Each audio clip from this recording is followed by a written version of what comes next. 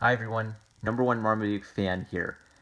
I thought I had finished with my pile of 50-cent books, but I found a few more buried in my pile of actually good comics. And as I was looking at the cover, I kind of knew I was mentally preparing myself for something, and then I read this.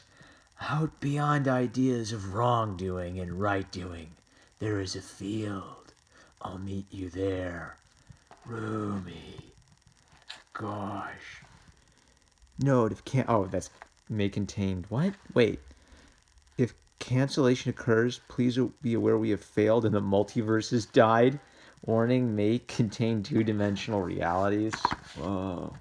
So this reminds me of the comic Pop, which I read 3 issues of, and my title for my review of that was Pop gave me PMSD, postmodernist stress disorder, because it was all this Andy Warhol stuff. It was all this avant-garde art school nonsense, but packaged in a comic book story. And my word for that was pretentious, pretentious.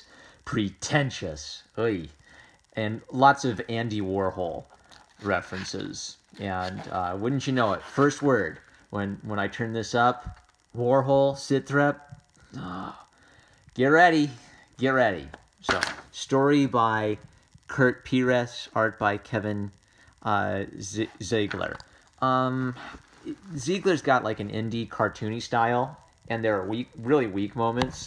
However, I don't want to throw shade at Ziegler. Hold on, guys. I got a giant marker. I'm glad you're on phone, so you can't smell this puppy. So I won't be drawing on this out of respect to Kevin, but Kevin can't save this comic from getting a few punishments along the way. So, opens up with our team flying and talking about how Ragnarok is coming and some sort of Skynet is taking over the world. And the team shows up on the beach and they're ready to fight. And on the left, we got the dark and edgy ones. And on the right, we've got the all in white versions of ready to go. No indication or communication who I should be rooting for, who the good guys and the bad guys are, what their relationships are.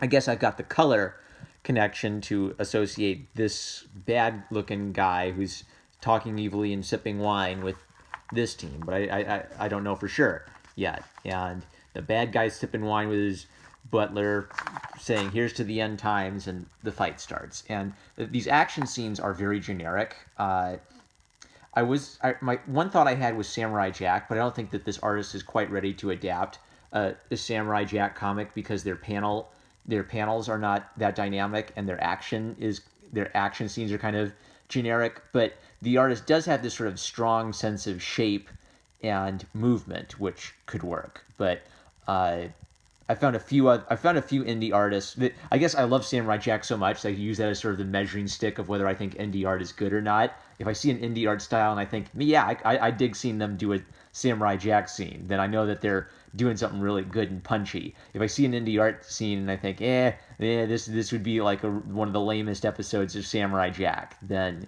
that's how I know they're not up to scruff yet. So you can see in some of these beat up scenes that it's just like punch, punch, punch, punch. No real indication of what the strategy is. And then one guy gets shot, and the black girl with the anime pompadour and the red collar says no. And then she remembers some stuff. They have a backstory. What is that backstory? I don't know. And he dies. And then people keep having a sword fight. And at some point, white Richard Spencer haircut guy put on his helmet without us watching, and blonde girl and black mental illness haircut girl have their tonfa fight, and it does that thing of making the nose brown, like the wrinkles, as a way of making it less noticeable. And all it does is it creates the illusion that these are noseless freaks. The nose is a very prominent part of the body, so softening its color doesn't make the character look cuter. They just still have a nose, but the nose starts to recede and disappear if you're not paying attention to it. So I find it, I can't accept coloring noses in that style. And then Eddie shows up, and Eddie is the long lost love of main Richard Spencer haircut dude. And they have some like kind of broken conversations about, I guess, letting him fight her.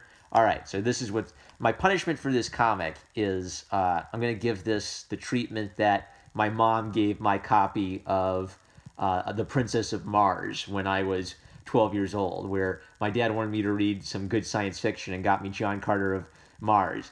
And then mom freaked out at the naked Dejothoris on the front and marketed it over. I always thought that was so cute and kind of a very Midwestern mom thing to do. So my punishment for this comic is I'm going to Midwestern mom it.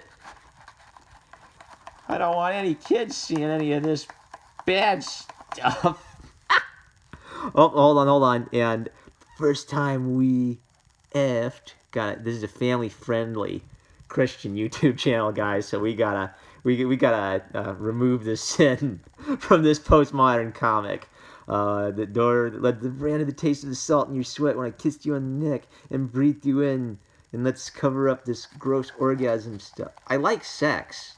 I love sex. It's wonderful. God created sex. But I don't need all the graphic details. I agree with Zach. When we had the Comics Code of Authority, you actually had to be pretty subtle in how you presented some of this stuff. And the arbitrary restriction to make comics okay for kids would force writers to have to be creative in how they'd present these issues. So I always think of A Streetcar Named Desire. And towards the end of A Streetcar Named Desire, Marlon Brando cracks the mirror. And it's heavily implied I don't even remember the character's name, that he rapes his sister-in-law, I think it is. And that's not done with a bunch of graphic in-your-face stuff. That's done through a mirror being shattered. So I don't know. In storytelling, I like when artists can suggest tremendous evil without slamming tremendous evil right in my face under my nose and waving it under my nose. So that's my punishment for this book. You can call me a prude, but I think the rest of the book merits some punishment because we're not even halfway through the weirdness yet. So he essentially breaks her conditioning and she wakes up. It's kind of a weird transition. Like she's got her mask on and it's like, Claudius? Like we don't even see her struggling to shake off the mind stuff. I was going to make fun of this, but it actually kind of works with the simple style. It's a lot of emphasis around just one little body. So it's almost unintentionally hilarious. I feel like they could have done something with the action of her falling down and pushed that a little bit more. And then in the tower, the evil blonde-haired dude gets beat up by edgy McMental illness haircut girl. And then this black girl with the red collar knocks out the carbon copy of her and says, I'm not a murderer. You're not worth it. Okay, I like that. I like that the heroes don't just murder people in cold blood. So that was kind of a cool little moment for her. And then Evil Dude gives probably the most ham-fisted description of nihilism ever. He's a nihilist. He doesn't like being judged as a pretty little rich boy, so he's going to destroy the earth by letting this parasite eat us. And they start doing this really weird thing.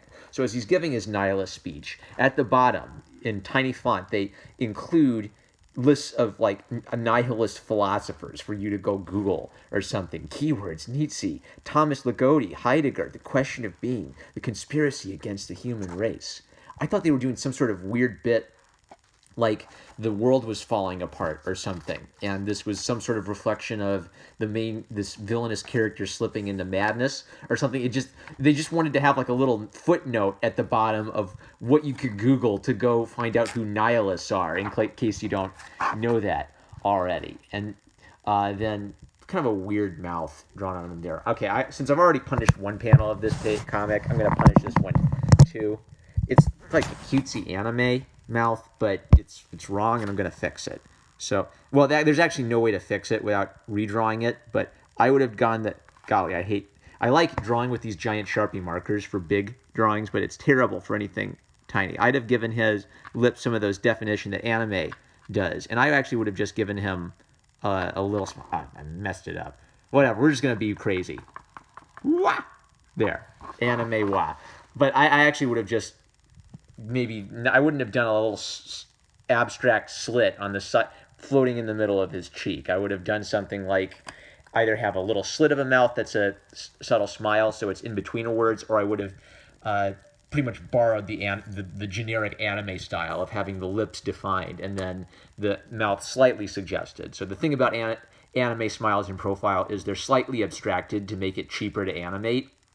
They have the lips defined, and then the lips can flap up and down without the jaw moving. It's what gives anime sort of its cheap, funky charm. It's so cheap. It's kind of charming. But if you've already got such an anime influenced style, I think you could still make that work. But so they're doing this magic thing where she has to write her wish. We will save the world, and then she's got to delete some letters, and then she's got to turn it into a symbol. And that symbol looks like this hideous WSA thing. Like the letter A isn't even in the acronym, and she's still using it. Magic has many aspects, but primarily it acts as a dramatized system of psychology. Robert Anton Wilson. Yeah, that editorial comment totally makes this magic scene make sense, yo. And now he punches the symbol into the code of the system and hits enter. And I kid you not, there is a HTTP URL printed at the bottom of this. Read HTTP, theatlantic.com//archive, blah, blah, blah, /2. So I tried to enter that in the old-fashioned way, and I got one of those sad, this domain is for sale sites. I think I mistyped one of the letters or something. So then I ended up just Googling The Atlantic and the title of the article. And this is what I got. It's this floaty code artwork thing. The artist explains it well. Tendril is a web browser that constructs typographic sculptures from the text content of web pages. The first page of a site is rendered as a column of text. Links in the text are colored, and when clicked, the text for the linked page grows from the location of the link. You're looking at yahoo.com from benfry.com/tendril. Ben Fry. What? So the artist drew this page, the writer and the artist together, I guess, and they wanted us to go follow this link and read this, look at this. Well,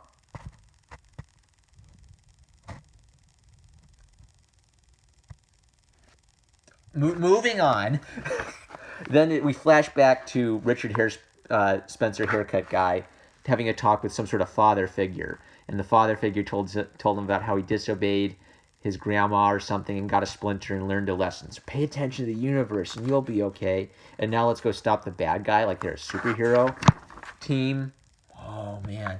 Now, yeah, if you are not watching, if you're just listening, I want you to, you can look at the screen so you know I'm not doing a bit. This is the dialogue. Seismic, psychonaut, Sekhmet cycles, mashing together, blending hair hypothesis, Holy Ghost, Mother, Father, Child, Lover, Ezekiel's epiphanies echoing, entrancing eternally, hypnotic, hyperslept, ideas echoing invisibly, tomorrow, tomorrow. The idea rearing its head for every generation, disruptors disrupting cycles, cycling like sex, like drugs, like America, like the gun, like the cock, like the God, like forever, like always, like never, never ending. Acid on the tongue, rotten electric spider's dream, walking like cotton candy on the tongue of America, the nowhere boys and the nowhere girls and the nowhere cities and the nowhere towns and the nowhere planet and the nowhere universe. The black hole is the white hole, is the singularity is inside you, inside me, inside us, inside everything. Love. Everything is love. It's everything. Woo, woo, woo, woo, woo. And then blurred drawing back to normal, and the villain says you blah blah the bleepity bleepin' do. Edgy swearing, guys. We're edgy because we're swearing. Well, nope. I missed a few swear words along the way that I didn't want to slow down and try to find, but I will be punishing this comic by making it G-rated or PG-rated against its will. This is going to end up being a PG, family-friendly, Christian YouTube content comic before I give this the heck away. Even this I will not be ripping. No comic has earned a rip from me yet. That's going to be... I don't think I'd rip a comic unless it's so bad I don't even think I could get artistic inspiration to roast it by painting or drawing on it. And then he says, well, look outside, and it looks like they did it. And this artist has a tendency of plopping his characters, probably draws the characters separately and then plops them onto the background, but then misses the cues of what the perspective line should be. So she's a giant, and she's like stretching her legs into the distance, but and then did it again here. So if the perspective was better, this would be a pretty cool closing shot with some pretty cool looking characters. I didn't think it was believable that a character would smoke in battle. I mean, it's cool. Like Cowboy Bebop famously has, the characters smoking because smoking looks cool, and that's like a thing. It's cool to draw the billowing smoke, but you wouldn't have something which is interfering with your ability to breathe while you're in a life or death struggle. I guess this is the calm moment at the end. So I don't know, kind of some cool cartooniness to the art, but nothing special, and just whoa, bro, whoa, whoa, whoa.